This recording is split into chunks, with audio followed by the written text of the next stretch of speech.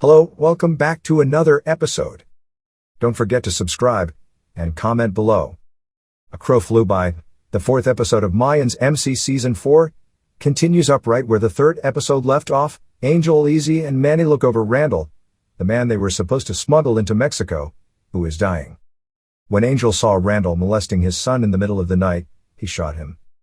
Randall lied about being his father, and the youngster quickly discloses that he was simply a friend who promised them an adventure. Manny reshoots Randall, completing what Angel began, and tells the other to leave him to the coyotes. The next image depicts a man with shaggy hair and a lengthy beard erecting a wall with stones. It turns out that the man is none other than Miguel Galindo, who makes his Season 4 debut. Since we last saw him, a lot has changed.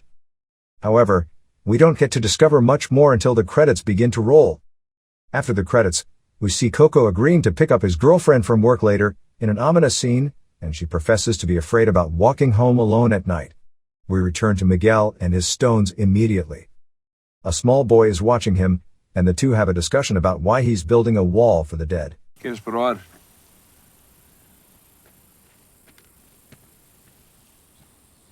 The three Mayans from the desert assignment are interrogated in the clubhouse in Santo Padre about Randall's murder. Canch tries to scold Easy, but Alvarez defends them, saying that they did the correct decision. The Mayans do not work with or for men like that. According to Canch, the move may have killed both the pipeline and the club. Following the meeting, Alvarez raises a commotion among the Santo Padre brothers by revealing that Nestor, Galindo's former enforcer, will be his new prospect. Nestor and the club have had a number of run-ins over the years, as you may recall. Manny is told to pack up and return to Yuma by Canch, who clearly does not approve of Manny's relationship with Easy and the other members of Santo Padre. The younger generation is attempting to follow Alvarez's lead and form one club, but with men like Canch and Bishop in positions of power, that will never happen. Alvarez has been keeping an eye on Coco and suspects there is something wrong with him. Following a meeting between the two, El Padrino dispatches Coco to Oakland to assist in bridging the gap between Santo Padre and the other charters. Easy tries to mend fences with Canch, but it's not going to work out.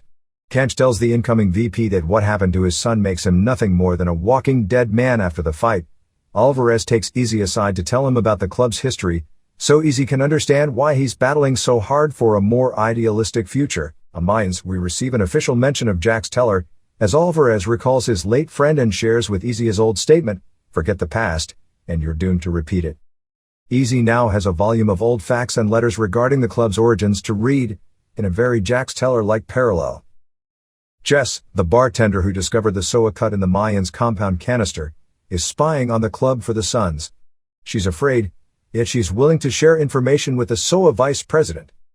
Easy tries to reason with an intoxicated Bishop, but he's not interested.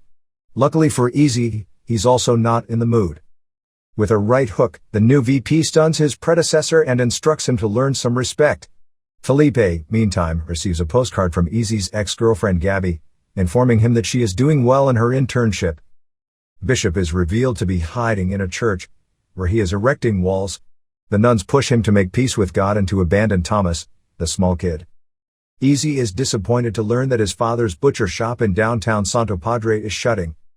He sees Gabby's postcard and rushes out before his father can speak with him. Creeper and a woman from one of his recovery meetings sit down to eat lunch and tell each other stories about their lives. Creeper has been through a lot of misery over the years, so this is a welcome change for him. Billy pulls up to a strange house and knocks, only to be greeted by a new character played by none other than CM Punk of All Elite Wrestling. This guy and Gilly are military friends, and he's throwing a birthday party for his son. Despite how much they talk about how long it's been since he's been around, Gilly gets the chance to spend some time with his former squad, and it's as if no time has passed. Things begin to pick up quickly. Canch tries to alert the cartel to what happened in the desert, but his remarks are ignored. A couple of armed trucks arrive to Miguel's church, looking for a man named Martin who has apparently crossed the gang. The leader assures the nuns that he will return since he knows where the man and his boy are hiding. Easy and Angel had one of their frequent sit-downs outside the clubhouse after a commercial break. Angel admits that he tries not to be at home too much because he can't goof up if he isn't there. Easy informs him that the biggest mistake he can make is not showing up at all. Over the span of 4 years, their friendship has matured tremendously, and it remains one of the series' pillars. Before he leaves the party, Gilly's friend's wife, the captain of their old unit, checks in on him. There's a traumatic event from their history, and she tells him it's not his fault, but it hits a nerve with him. Outside during the party, Paul CM Punk gets into a dispute with another neighborhood dad, and Gilly runs out to intervene and assist his pal calm down.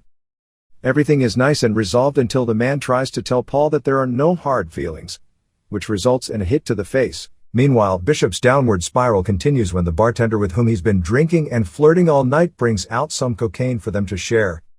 Coco's girlfriend finishes her shift at work, and he fails to show up to take her up, as he had promised.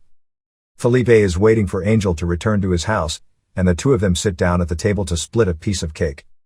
There isn't much to say between them, but the scenario serves as a good counterpoint to Easy's remarks about a father being there. When Gilly returns to the clubhouse, he discovers Bishop and the bartender having sex, but the situation isn't going well. Marcus is having problems understanding out how to use the on-demand TV with the kids at the Alvarez house. Easy arrives and requests to speak with Alvarez, claiming to have read the original bylaws. A president can be removed by a unanimous vote of the club members, and Bishop and Cantor hope to be voted out in order to secure the club's future. In a secluded area, the president and vice president of the San Bernardino SOA chapter meet. The president informs the vice president that Chivs has given him permission to attack the Mayans while he still has the chance, though he is clearly unhappy about it. Thanks for watching, comment below, and don't forget to subscribe.